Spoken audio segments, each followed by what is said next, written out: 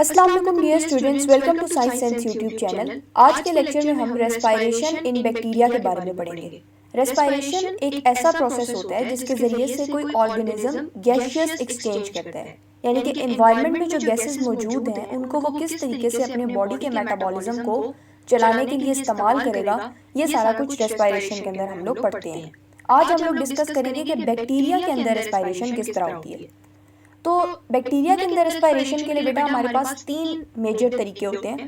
पहली है aerobic respiration, second anaerobic respiration and the third one is the facultative respiration. अब हम एक एक करके इनकी एग्जांपल्स को डिस्कस करते हैं कि कौन सा बैक्टीरिया एरोबिक रेस्पायरेशन करेगा, कौन सा एनारोबिक रेस्पायरेशन करेगा और कौन सा बैक्टीरिया फैकल्टेटिव रेस्पायरेशन करेगा। तो चलिए इसको हम शुरू करते हैं। सबसे पहले bacteria which are able to grow in the presence of oxygen are called aerobic bacteria, यानी कि जो बैक्टीरियाज ऑक्सीजन की मौजूदगी में ग्रो करते हैं उनको हम कहते हैं एरोबिक बैक्टीरिया। ऐसे बैक्टीरियाज के लिए ऑक्सीजन की मौजूदगी बहुत ज़रूरी होती है, वो अगर मौजूद नहीं होगी तो ये बैक्टीरियाज ग्रो नहीं कर पाएंगे। और इनके अंदर हमारे पास एग्जांपल आ जाती है स्यूडोमोनास की। सेकेंडली, जो बैक्टीरिया ऑक्सीजन की एब्सेंस में ग्रो कर सकते हैं ऐसे बैक्टीरिया को हम कहते हैं एनारोबिक बैक्टीरिया, और इनके अंदर हमारे पास एग्जांपल आ जाती है स्पाइरोशीट। तो यानी कि पहली जो दो टाइप्स हैं उनके अंदर तो आपने उनके नाम से ही नोटिस कर लेना है कि किसके बारे में बात हो रही है।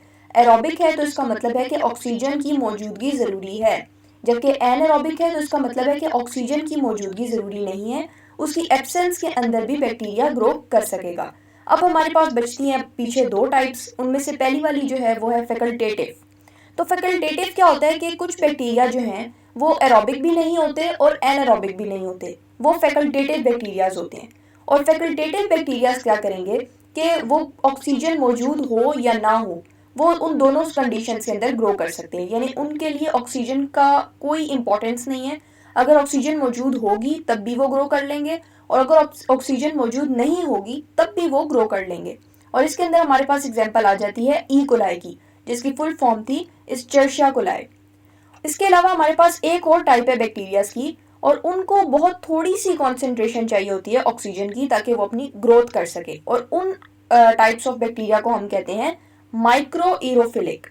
माइक्रो एरोफिलिक बैक्टीरिया बेसिकली वो होते हैं जिनको ऑक्सीजन तो चाहिए मगर सिर्फ थोड़ी सी अमाउंट के अंदर, मतलब just a small quantity of oxygen is required for the growth, और इस तरह के बैक्टीरिया को हम कहेंगे माइक्रो एरोफिलिक। इनके अंदर हमारे पास एग्जांपल आ जाती है कैम्पाइलोबैक्टर की। तो ये बेटा हमारे पास चार टाइप्स ऑफ बैक्टीरिया आ जाते हैं, जिनमें अगर हम इसकी समरी करें तो एरोबिक, एनारोबिक, फैकल्टेटिव और माइक्रो एरोफिलिक।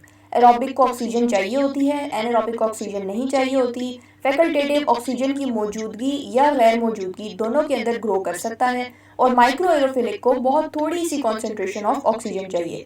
इसके अलावा इनकी एग्जांपल्स आपने याद रखनी है। तो आज के टॉपिक के अंदर सिर्फ और सिर्फ यही इन्फॉर्मेशन हमें दी गई थी, इसी को हमने डिस्कस किया है। अगर आपको लेक्चर पसंद आया हो तो प्लीज़ वीडियो को लाइक करें और चैनल को सब्सक्राइब करें। आज के लिए बस इतना ही। अल्लाह हाफिज़।